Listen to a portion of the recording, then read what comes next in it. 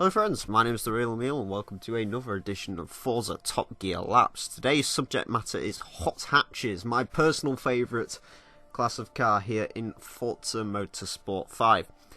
However, there is a slight catch with these hot hatches. I thought I'd bring this up. I was tempted to not mention it, but I think I'm going to. All of these cars, all the front wheel drive hot hatches we've got here today, have the differential upgrade put on them. Basically, in Forza 5, when you're turning a corner in a front wheel drive car, for whatever reason the revs go up massively, and then you sort of change gear because the revs are going up, and then you come out the corner and you have no speed. So to make these hot hatches actually stand a chance on our leaderboard, I have put the differential upgrade in them. I don't know what effect it has on each of the cars, however I've put them in all of them just to be safe. Anyways, the first car we have up today is the Vauxhall Astra VXR, 276 horsepower, 3,252 pounds. The Astra VXR, the first ever Astra VXR, the one from 2006, was a horribly understeery mess of a car, and that had 240. So with the new model, Vauxhall obviously put 36 more horsepower in it. However, I'm pleased to say the new Astra chassis is much better than the old one. However, I will say understeer is very noticeable on this car. There's rather a lot of it. And I think 276 horsepower might be a bit too much power for this car, in my opinion, personally. It isn't sort of soul-destroying understeer. It isn't like, say, running 1,000 horsepower in the Nissan Juke on Horizon 2 bad. But there's a lot of understeer. It wouldn't be my choice to go racing stock hot hatch-wise. But in a straight line, it's reasonably quick. 276 horsepower is actually, I believe, more than the first generation Honda NSX had. Or about, actually no, it's the same figure as the first generation Honda NSX, which is mad. To think that we've now got that much power from a Astra. The pricing on this is also quite good from what I remember. It's about 28,000 credits, this car, which isn't too bad at all, for what you're getting. Next up we have the Ford Focus ST, 247 horsepower, 2,976 pounds. 30 horsepower down on the Astra, but of course it does weigh 300 pounds less. The Focus ST, honestly, this model is my favourite modern hot hatch. I absolutely adore this thing. I think it's brilliant. I like this car a lot. I've got to say, to drive, I like it. I really do. There's the Vauxhall suffers with understeer. This car will, obviously, a little bit. It's 250 horsepower. However, at least in my opinion, it handles much better than the Vauxhall. There's less understeer. There's no oversteer because it's front wheel drive, although we will get onto that later because some of these front wheel drive cars do indeed suffer with some amounts of understeer. But the Focus ST was a pretty damn good car to drive around here. Now, I am going to throw a disclaimer out here that I really wanted this car to do well. So, yeah, I was pushing it. I push all these vehicles to the absolute max they could go, and yeah, but I do have some favouritism in the Focus ST, although that won't impact on its lap time. So my experience of driving it may vary to yours. Yeah, I love driving the Focus ST, Andy. It's the first time I've actually driven a stock Focus ST ever, I think, and yeah, I loved it. I thought it was great. Fantastic car. No complaints about it all. Now, I will say for this, I apologise to your ears because this car makes an atrociously bad noise. This is a Citroen DS3 Racing, 204 horsepower, 2,568 pounds. Now, I don't really class this as a hot hatch so much as a hot super mini. That's the sort of group I put these next lot of vehicles into. And the DS3, I'm not a huge fan of the Citroen DS3. I don't think it's particularly good looking. I don't like the whole customization-y aspect of it. I think the Fiat 500 does that much better than this car does. I'm not a huge fan of the DS3 Racing. And this is the car that inspired me to put all the differentials in all the other cars, because this one really does suffer with the sort of strange corner turning. I don't know what it is that causes the car to do that. They don't do that on any other Forza game apart from this one, or if they do, it's only minorly. But the DS3, I didn't particularly enjoy driving around here. It has quite a lot of understeer, this car, actually, as it gets up on two wheels over there. It's a little fun, peppy thing. All these cars are fairly fun to drive. But I'm not a huge fan of the DS3. It also needs to be said this car is horrendously expensive. It's 37,000 credits. Bear in mind you can buy a Ford Escort Cosworth for 24,000. Yeah.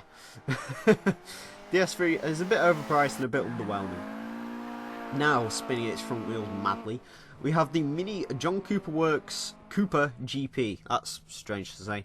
Anyway, 214 horsepower, 2,557 pounds. So this has 10 more horsepower than the Citroen. And the Mini is fun. Don't get me wrong, this Mini is more fun than the DS3 Racing. However, it might be for a reason that isn't particularly good. I will say on the Mini front, I don't particularly like the modern Minis. They're not my cup of tea. I think I've learnt to live with them at this point, you know. I can sort of, the earlier models, not the brand new one, the brand new one's bloody hideous. I don't know what the hell BMW were thinking, but I mean, this model, it's okay. I wouldn't buy one with my own personal money, but I don't hate them as much as I used to. No, the problem with this car is, I don't think there was too much understeer in this from what I remember. It's been a couple of days since I recorded these laps. The big problem with this car is the lift-off oversteer, which you might be able to see around here. As soon as you lift off the throttle in this car, it goes sideways. Now, that makes it hella fun. However, it's not particularly conclusive to a good lap time. I'm going to say the lift-off oversteer.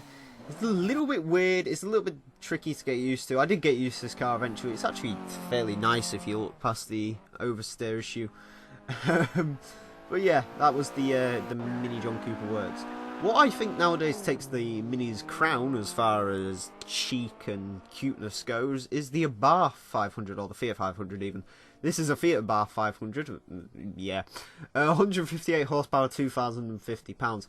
This is down on power to the Mini John Cooper Works.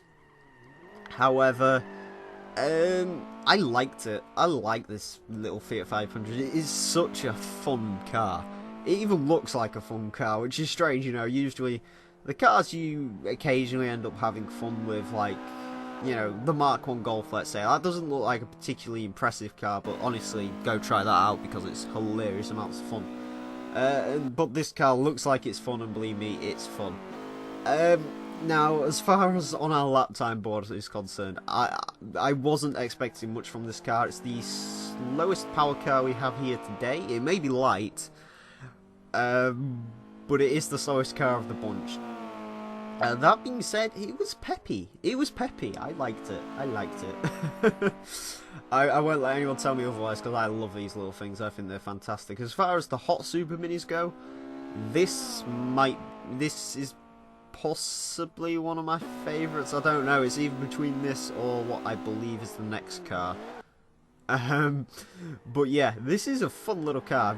Give the Fiat 500 a go. It's also much cheaper than the DS3 Racing. May I just quantify that. Next up, we have the sister car to that. We have an Abarth Punto Super Sport. This has 177 horsepower, however it weighs 2,612 pounds. The Abarth Punto is again another car I quite like. Maybe not so as much as the 500, however I think the modern Fiat Punto is a fantastic looking car. It's also pretty fantastic to drive as well. And the Super Sport Punto is good. Yeah, I like this car. I will say, it feels a bit high up on the driving position, which is a really weird criticism to have.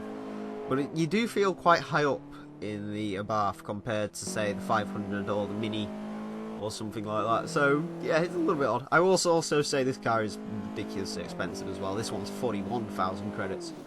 Which I believe, I'm just trying to think of what's comparable to that. I think you can get the Shelby GT500 for less. The 07 model. You can probably buy a Skyline for less as well, and you probably get more power out of it. But the Punto, for what it was, it's a decent car. There's not that much understeer in this car. So when you start losing power out of these front wheel drive cars, they do tend to handle better, and the newer hot hatches such as this do tend to handle better than the older cars, such as the 06 Astra and among others. But yeah, the Punto was nice enough to drive. Not quick, but it was very nice. Yeah. I have no real criticisms of that car other than the price is ridiculous. Next we have a Ford Fiesta ST, 197 horsepower, 2,721 pounds. I believe this is the cheapest car we have here today at 22,000 credits, which isn't bad. And I've got to be honest, I love the Fiesta ST. Choosing between this and the Abarth 500 for me would be hard. In case you're wondering, this is an American spec ST, hence why it's got 5 doors. I believe it's also got a little bit more power than the European car, but it obviously weighs a bit more because of the 5 door. I would love this one to come over to the UK. I would prefer a 5 door ST over the 3 door we've got in this country. But yeah, the Fiesta was nice. I've driven this car around a few times. I've got to say, I love this green colour as well. It's a weird one. I kind of like it. Yeah, the Fiesta, good brakes, great handling. Yeah, that's basically how to sum up this car. It's pretty awesome. As far as hot hatches go, this has got everything you really need from it. And it's a great car. It really is a great car. It looks great. It sounds a lot better than the Citroen did. Because that Citroen sounds bloody awful. I think the Mini has a similar problem as well. But yeah, the Fiesta ST, I honestly can't say much more about it. There's no criticisms. It's cheap, it's fun, it's fairly quick for what it is. It's just a D-class car, I think. It's towards the top of D-class though. But yeah, it wasn't that quick. Well, not compared to this anyway. This is our final car. This is Mercedes-Benz A45 AMG, 355 horsepower, 3,263 pounds. This is the only four-wheel drive car we have today. Now, I'm very much a traditionalist. I think hot hatches personally should have front drive and they shouldn't really have all-wheel drive. However, I will concede the A45 is a superb car. As you know, 355 horsepower. That's an awful lot. That means this car is a lot quicker than everything here today. This is right at the top of C-Class. So we really are expecting great things from the A45 AMG. To drive is pretty good. I think there was some understeer issues with this car. Obviously, it's a four-wheel drive system. If you put even a morsel of power into a four-wheel drive system, you will get understeer. There's a few manufacturers that sort of dial it out, but for the most part, four-wheel drive cars are fairly understeery. But the A45 was pretty good. I enjoyed driving it. It was much nice to have something with like lots of speed for a change after driving all them cars. This feels so unbelievably quick. 0 to 60, I believe, in this got done in about under 4 seconds. So yeah, the A45 is insane. I recommend giving that car a go because it will destroy your sense of what a hot hatch should be. Anyway, on to the times, and the Mercedes-Benz A45 is the fastest car and goes into 53rd with a 123.787, which is fantastically fast for a car that sort. It beats a Challenger, a TT, Maserati Gran Turismo. That is absolutely redonkulously insane. It really is. Going down the board, we find the Ford Focus ST beat the Vauxhall Astra VXR with a 75 for the Ford Focus ST, going with a 127.427. Mumbled up your words there. And the Vauxhall Astra goes into 78th with a 127.672, which isn't bad. The Ford beat a Infiniti Q50S and the Scirocco R. The Astra beat the Golf R, which is quite good considering I believe the Golf R has more power. And finally, the rest of the cars, we have the Citroen DS3 racing in 80th with a 128.298. Mini Cooper Works just trailing that with a 128.874.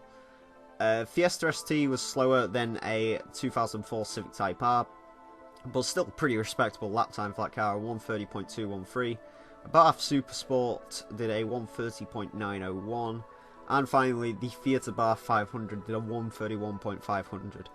We knew the Abarths were sort of trailing on the back leg, but they were very good cars. Out of all them on that board, I would choose the Fiesta personally because it is the cheapest and probably the best value for money there. At least on that sort of section of board. Anyway, otherwise I'd have the Focus ST. Anyway, ignoring that, please vote in the straw polls. I'm going to have one down below. That's for the individual episodes. Also, I'm not quite sure what we're going to do next week. I've got Lambo versus Ferrari written down, although I don't know if I'm actually going to do that one or not. So, tell me down below in the comments if you'd like to see that. Anyway, I want to thank you all very much for watching. My name's been TheRealEmile. Until next time, farewell.